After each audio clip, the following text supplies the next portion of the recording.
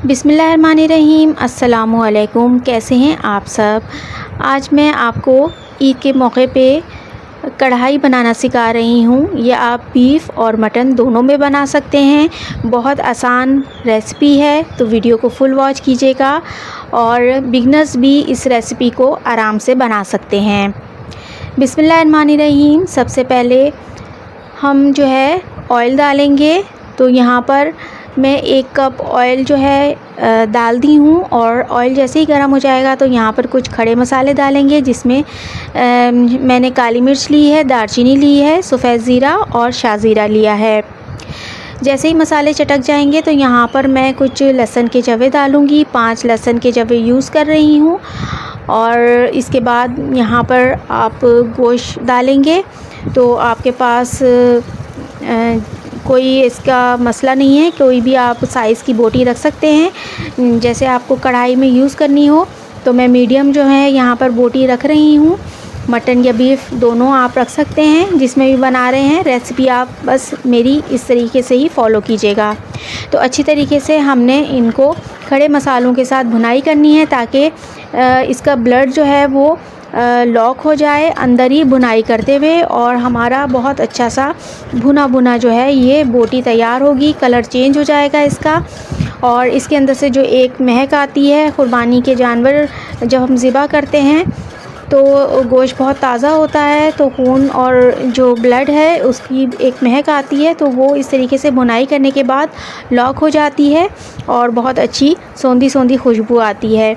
तो देखिए हमारी भुनाई यहाँ पर हो गई है। तो अब हम कुछ मसाले डालेंगे। यहाँ पर मैं हल्दी पाउडर ½ टी स्पून डाल रही हूँ, और अच्छी तरीके से हमने डालने के बाद इसकी भी भुनाई कर लेनी है। तो इस तरीके से हमने इसको भुनाई करने के बाद यहाँ पर शामिल कर देना है थोड़ा सा नमक जो है वो यहाँ पर हम शामिल करेंगे, क्योंकि अभी हमने गोश्त जो है वो गलाना है, तो हम थोड़ा सा नमक इसमें शामिल कर रहे हैं यहाँ पर, ताकि हमारा गोश्त जो है जब हम इसको बॉयल करें तो ये हमारा गोश्त जो है वो अंदर से भी नमकीन नमकीन जो है वो मज़ा लेके आए। तो यहाँ पर हम 1 प्याज डाल रहे हैं। शुरू में डालने का मकसद ये होता है कि प्याज जो है वो गोश्त को जल्दी गला देती है। तो मैं जो हूँ ज़्यादातर भगोनी में ही बनाती हूँ, तो मैं तो 1 आवर ही दूँगी इसको। लेकिन आप अगर कुकर में बना रहे हैं, जल्दी है आपको, तो आप उसी हिसाब से डालिएगा, और प्याज जो है वो आप डालिएगा ज़रूर, क्योंकि इससे ग्रेवी जो है वो बहुत अच्छी बनती है। तो यहाँ पर हमारा पानी डल चुका है गोश्त के हिसाब से। तो जैसे ही इसमें जोश आ गया है तो यहाँ पर हम इसको एक बार चला लेंगे अच्छी तरीके से, ताकि हर तरफ से जो है वो मिक्स हो जाए, और उसके बाद हमने इसको ढाँप के 1 आवर के लिए पकाना है। और इसके ऊपर आप चाहें तो कोई वेट रख दें। मैं भी यहाँ पर वेट रख दूँगी, और फिर 1 घंटे के बाद मैं आपको दिखाती हूँ गोश्त की पोजीशन। तो मिलते हैं 1 घंटे के बाद। तो आप अगर अभी तक मेरी चैनल को सब्सक्राइब नहीं किए हैं तो यहाँ पे चैनल को मेरे सब्सक्राइब करके बेल के आइकन को ऑन कर लीजिएगा। तो देखिए 1 घंटा हो गया था, गोश्त हमारा गल चुका है माशाल्लाह से, आप देख सकते हैं। बहुत अच्छा हमारा मज़ेदार तरीके से खुशबू के साथ जो है वो गोश्त जो है वो तैयार हो गया है, भुन गया है। अब हम यहाँ पर इस गोश्त की बोटियों को निकाल लेंगे। निकालने का मकसद ये है कि अभी आप देख सकते हैं कि थोड़ी प्याज भी इस मसाले में नज़र आ रही है, और लहसुन के जवे भी खड़े खड़े ही नज़र आ रहे हैं। ये गल तो चुके हैं, लेकिन ये मैश नहीं हुए हैं। तो अभी हम ये गोश्त को निकालने के बाद इसको अच्छी तरीके से मैश कर लेंगे, और इसकी अच्छी तरीके से भुनाई करेंगे, ताकि ये इसमें एक स्मूथ सा पेस्ट जो है वो हमारा बन जाए। तो हमने तमाम जो है गोश्त की बोटियाँ निकाल ली हैं, आप देख सकते हैं। ये हमने 90% जो है वो गोश्त गलाया है। अब यहाँ पर हमने सबसे पहले इसको इस तरीके से चम्मच के साथ जो है वो मैश करना है, और अच्छी तरीके से हमने इसकी भुनाई कर लेनी है। तो जल्दी से हम इसकी भुनाई करते हैं, और इसके बाद हम इसके अंदर जो है वो थोड़ा सा ऑयल भी शामिल कर देंगे और ऑयल डालने के बाद हम इसकी अच्छी तरीके से भुनाई करेंगे। ये ऑयल डालने का मकसद ये था कि अगर आपका भी ऑयल जो है वो कम हो जाए तो आप बाद में भी ऐड कर सकते हैं। तो यहाँ पर मैं प्याज डाल रही हूँ थोड़ी सी ग्रेवी के लिए। कढ़ाई में अमूमन जो है वो प्याज नहीं डाली जाती है, लेकिन हम इसलिए इसको डालते हैं कि बच्चे भी होते हैं साथ में और वो बोटियाँ ज़्यादा जो है वो नहीं इतना खाना पसंद करते कि उन्हें साथ में थोड़ा सा सालन भी चाहिए होता है, थोड़ी सी ग्रेवी चाहिए होती है। और कुछ बड़े भी हज़रात जो होते हैं वो भी पसंद करते हैं, तो इसलिए मैं थोड़ी सी प्याज यहाँ पर ऐड कर दी हूँ।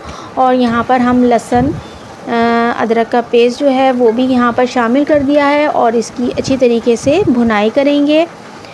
1 मिनट के लिए हमने लहसुन अदरक के साथ इसकी मज़ीद भुनाई करनी है। और उसके बाद यहाँ पर 2 से 3 टमाटर मैंने बड़े साइज़ के लिए थे और उसको जो है वो मैंने मैश करने के बाद यहाँ पर शामिल कर दिया है और इसकी भी हमने अच्छी तरीके से भुनाई करती है। यहाँ तक भुनाई करनी है कि ये जो है टमाटर का पानी जो है वो बिल्कुल ड्राई हो जाए और एक स्मूथ सा पेस्ट हमें मिल जाए। तो बस इसकी भुनाई करते हैं। तो देखिए माशाल्लाह से भुनाई हो गई है, तेल सेपरेट हो गया है। यहाँ पर हम जो बोटियाँ हमने निकाल के रखी थी वो यहाँ पर शामिल कर देंगे और अच्छी तरीके से उसको भी इस मसाले के साथ मिक्स करके भुनाई कर लेंगे। तो बस ये भुनाई हमारी हो रही है। इसके बाद यहाँ पर हम कुछ मसाले शामिल करेंगे और मसालों में कढ़ाई मसाला जो मेरा होममेड है, चैनल पर मौजूद है, साथ में थोड़ा सा धनिया पाउडर, थोड़ा सा ज़ीरा पाउडर और जो है कुटी हुई लाल मिर्च डाली है, थोड़ी सी रेगुलर मिर्च भी डाली है और इसके अलावा नमक और मैंने कसूरी मेथी इसके अंदर शामिल की है, जो कढ़ाई को जो है वो बहुत ही मज़ेदार बनाती है। तो आप भी कसूरी मेथी को ज़रूर ऐड कीजिएगा। और इसके बाद हम मसालों के साथ जो है वो दही का भी इस्तेमाल करेंगे। तो मसालों के साथ ही मैंने यहाँ पर दही को भी डाल दिया है ताकि मसाले भी जले नहीं और हमारा दही भी इसमें भून जाए। और भुनाई हमने इतनी करनी है कि दही का पानी हमने बिल्कुल ड्राई कर लेना है और तेल हमारा सेपरेट हो जाए, इतना हमने इसकी भुनाई करनी है। तो देख सकते हैं आप, मैंने भुनाई की है और तेल हमारा सेपरेट हो गया है। तो यहाँ पर हम 3 जो हैं वो हरी मिर्चों का इस्तेमाल कर रहे हैं। ये तीखी नहीं है ज़्यादा, आप इनको कटिंग करके भी डाल सकते हैं। मैं यहाँ पर साबित ही डालना पसंद कर रही हूँ, इसलिए कि फिर सालन बहुत तेज़ हो जाएगा तो फिर बच्चों के लिए ज़रा मुश्किल हो जाता है खाना। तो बस यहाँ पर मैंने हरा धनिया भी ऐड कर दिया है और इसको जो है वो हम 2-3 मिनट दम पे रख देंगे। और इतने में हम जो है कोयला जो है वो अपना जो है वो दहका लेंगे और जब कोयला हमारा दहक जाएगा तो हम इसको इस तरीके से यहाँ पर रखेंगे, किसी भी आप इसमें रख दें और उसके बाद उसके ऊपर ऑयल डालें और इसको जो है 2-3 मिनट जो है वो आपने इसी के अंदर स्मोक देना है, उसका फ्लेवर आएगा तो बहुत अच्छी हमारी कढ़ाई जो है वो खुशबूदार स्मोक वाली बन जाएगी। तो ये देखिए माशाल्लाह से मैंने डिश आउट करके निकाल दी है, आप देख सकते हैं। काश कि आप इसकी खुशबू और इसको जो है वो चख सकते।